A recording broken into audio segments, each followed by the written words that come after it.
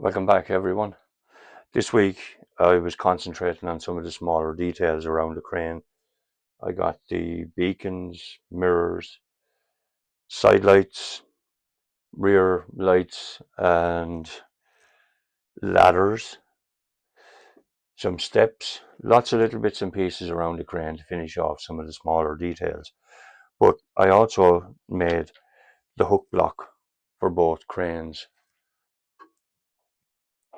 You can see them there. They're not the heaviest hook block that would be used with this crane. They're kind of a mid-lift, mid-weight hook block.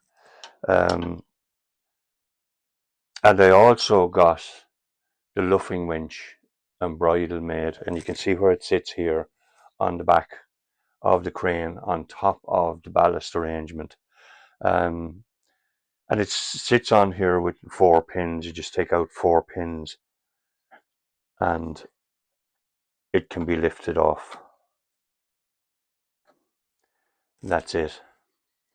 You can see it's got a winch drum here to hold the wire, and this piece here is known as the bridle, and it's reeved up with these three sheaves here and these three here, and it stretches out from the luffing winch up to the the luffing jib to control the luffing jib. And that's the next part of the crane that I have to make. And the first thing I'll have to make is the adapter that fits it onto the head of the boom. And then there's an eccentric boom extension that goes beyond that. Then the root of the luffing jib, and then the jib itself. It'll all become apparent over the next 4 or 5 weeks. Um, but I answered a few of your questions last week, and several more came in. And I said I'd address them this weekend. That'll probably be the last time for the moment that I'll do this. But people keep asking me time and time again about the price of a model like this. Now, I'm not going to discuss the price of the model with anyone but my customers. I hope you understand that. But what I will say is it takes about 500 hours to make a crane like this. So you think of your own hourly rate and multiply it by 500. Next, another one that keeps cropping up is, do I paint them? No, I never paint these models.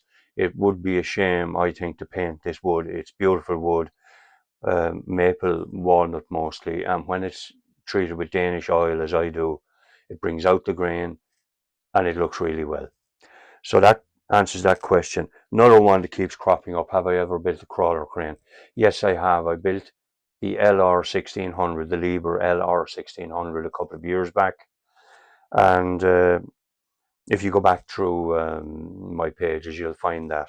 You'll find it on my YouTube channel, Murphy Wooden Models, as well. And I also intend to build another crawler bigger than that one in the very near future. So stay tuned for that. Another one that crops up is, did I ever operate a crane? No, I don't have a crane operator's license. I never operated a crane. I'm a carpenter by trade. I did get the chance, thanks to Paul Kavanagh of Kavanagh Crane Hire, to sit into a 300-ton lever a few years back in Kavanagh Crane Hire's main yard, and they gave me a chance to play around with it for a while. So that's the only time I've operated a crane.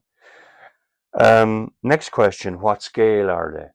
Well, they're 1 to 20. I know it's an odd scale. It doesn't get used very often, but for me, it's very easy to use because I can look at the real measurement on the crane and simply divide it by 20 in my head. All you do is step in 1 decimal point and divide by 2. It's very easy to do. Next, where do I get the plans, or are there plans available? I don't make plans. There are no plans available anywhere for these cranes, except there is an online brochure for every crane that gives you outline measurements and enough measurements for me to make the crane. And I can scale off those drawings as well for parts that don't have measurements. And if there's something I really need, there's hundreds of crane operators around the world who are only too happy if I contact them and ask, will you measure something on the crane for me? And they will do it. And I'll have that information back very quickly. And I'd like to thank all those lads.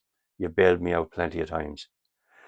And the last question for today is, how much will the model lift? And the short answer is, I don't know. And I'm not going to break it finding out.